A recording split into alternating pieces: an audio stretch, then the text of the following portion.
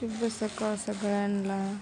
नवऱ्याला म्हणलं गंगेत आंघोळ करायला जाऊ, तर तो काय म्हणे, मी तर काही पाप केलेलंच नाही, मी कशासाठी येऊ गंगेत आंघोळ करायला. तू पाप केला असेल तर तू जा आंघोळीला. पण मी पण नाही ऐकलं. मी त्यांना घेऊन गेले आणि गंगेमध्ये आंघोळ घातली. गंगेमध्ये आंघोळ घातली. पाप केलं तरच का गंगेमध्ये आंघोळ करतात का? अरे, गंगेमध्ये आंघोळ स्वच्छ निर्मळ मनासाठी सुद्धा पण केली जाते ना. का पाप करा आणि मग गंगेत आंघोळ करा असं आहे का? असं असलं तर सांगा.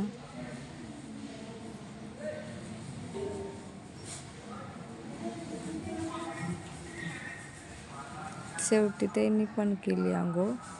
बळजबरीच त्यांना आंघोळ घातली आणि नंतर माझ्या मेवण्यानं पण केली. तो तर पळायलाच लागला, पण त्याने बी आंघोळ केली. अरे, तुमचे पाप धुतले चालले तर मी पापिष्ट का राहू? मी पण पाप धुतो.